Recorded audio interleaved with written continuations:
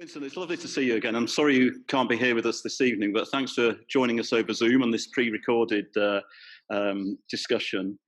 I just wanted to start by asking you, what gave you the idea to do a documentary on rewilding? The idea was not mine. At the beginning, it was from the producer, Nicolas Senac. He was really interested in that idea of doing something about rewilding because basically, I think he read the book about, George Monbiot's book. And so he tried to sell this idea to the channel.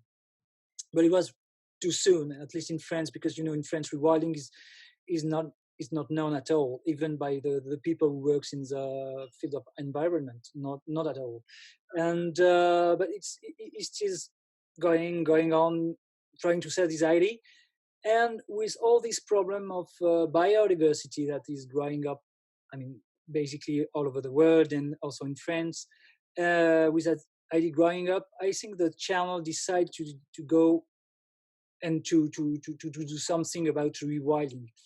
The question was that, like me at that time, the channel, I mean, the people who work at that channel did not know nothing about rewilding. I mean, we've got all these quite spectacular ideas of, let's say, what is rewilding? It's just what we're introducing lions in the meadows in the US, or this kind of thing. So at that point, the idea was say, okay, let's try to understand. It cannot be only this weird idea of putting some lions in the meadows.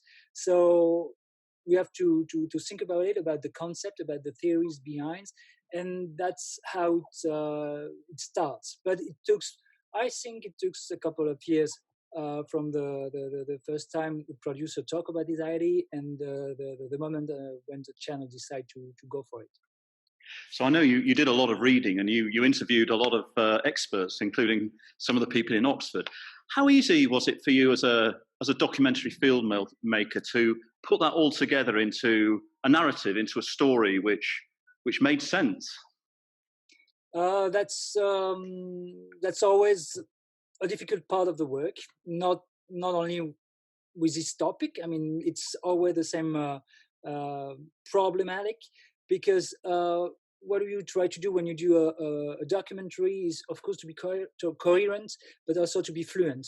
And that's what is difficult to do, to try to find the right balance, because you want the people that watch the documentary understand everything, especially in a topic like this, like rewilding, where you have to explain almost everything, but also you want to keep the rhythm of the story, and the variations, and that balance is quite difficult to find. And even if you've got some experience, even if you know, of course, the people you're going to meet and what they are going to tell you, more or less, this balance you only find it when you edit, and it's really, that part is really a work in progress.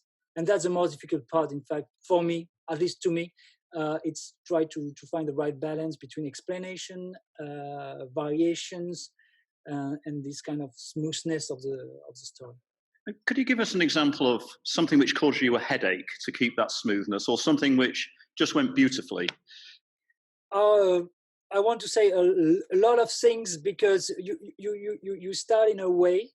For example, you build with something with one character. For example, with yourself, you are in Hotmore, and that's nice. And I need you say something at that moment, but you're not saying it exactly what I would like to. But Yadvinder, for example, is saying it, but it's not at the right place. So it's always like this, to try to find the solutions. It's a bit exceptional when I say that, but basically how it happens. And I know you have to do an editing job, and as you're saying, this is quite a skilled job. Were there aspects of the rewilding science or the rewilding story which you just had to cut out because they just couldn't fit? Was there anything important that you think you left out of the film? I watched it again because it was I did it quite a long time, and I did another project between then and now. But I was quite happy with what I saw, to be honest, because I think I've got a good ratio between bothering people and using their speech and using what they do. So I have, of course, regrets because you meet people, you spend time with people, and sometimes you cannot lead them. That's the case for two of them in that story.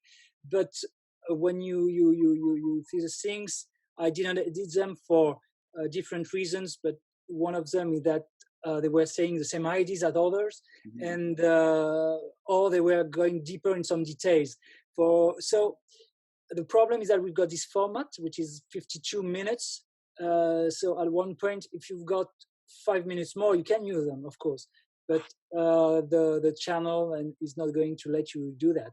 But I'm thinking, for example, about someone whose name is Rafal Kowalczyk, who is a specialist and expert about bisons. And at the time when I was in touch with him, I saw that it was really interesting to go deeper in the bison's behavior and these kind of things. And at the end of the journey, at the end of the editing, it was really interesting, but it was not adding something to the idea of rewilding, in fact. Mm. So I know there's people in the audience who are very interested in science communication, and you're in this field of making science documentaries. So for you, what do you think the key tips and tricks are to making a good science documentary? I think you have to know the topic very well, at least much more than you know you need and you're going to explain. I mean, for me, it's the way I work, because if you know more, you are able to choose, of course, to choose a character and to be able to have better reactions when you are on the field, because it's quite important to be able to improvise and to be able to deal with these new ideas that come on the field. So when you meet the people. So that's very important to get a broad view of the topic, even if you are lost at the beginning, because I'm doing documentaries, but I'm not an expert of rewilding or for some other topics. So at the beginning, it's a bit complicated, but I think it's really important just to feel good in that topic. And then it's always the same things. It's to find the right balance between the explanation, the reasons, the variation. So always thinking, even if it's a documentary about science, about situations. Not filming always people in front of computers, because a lot of things happens in computers in science now. So try to find solution to be on the field with them when it's possible, or find situations that are good explanation of their ideas. But for a topic like rewilding, it's quite easy because we are on the field quite easily, because a lot of things happens in nature. So that was a good part of this documentary, of doing this documentary. And there might also be some young people in the audience who would just love to get into your line of work and be a science documentary maker. Is it a career you'd recommend? How did you get into it? For me, it was a long process. I started doing sports stuff, so it's not we're working in sports.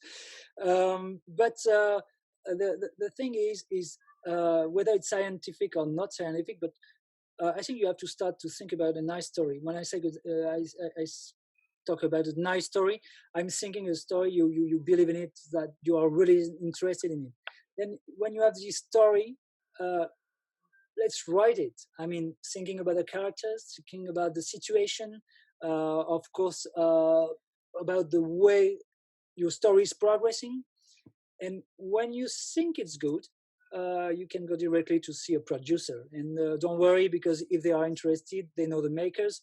So that's a good way to start, I think, just to thinking, writing, and after going to meet the people who do that work. Great. Well, I know you can't be here this evening because you're doing some filming at the moment. So just tell us a little bit about your current project. Right now, I'm working with some French explorer, deep diver, and they spent 2 years. I mean, in French Polynesia. Last year, they were working about the deep corals, which are mesophotic corals, which are not very known, not known well at all. And they discovered the deepest coral in the world. They did a great collection of these mesophotic corals, were not very known, because we know a lot of things about corals from the top to 30 meters deep. but deeper, it's basically almost unknown. So they did that last year, and we did a documentary about that. And now they're continuing in that in the same topic, working about reefs and corals, but they develop. I would like to say a home that you can put it under the sea, in which you can stay, and they're going to try to stay a long time, like 3 days, 4 days, even weeks underwater watching the reef. And they do what we call saturation diving, which is a professional diving, kind of diving that we find with offshore companies, these kind of things. But it's what they do, and that's why I'm going there now. Okay. Well, look, I wish you luck, and we'll look forward to seeing that that film. But now we're going to look forward to watching your film on rewilding. So, thanks very much. Thank you very much, and I hope you're going to enjoy it and learn a lot of things. Thank you very much.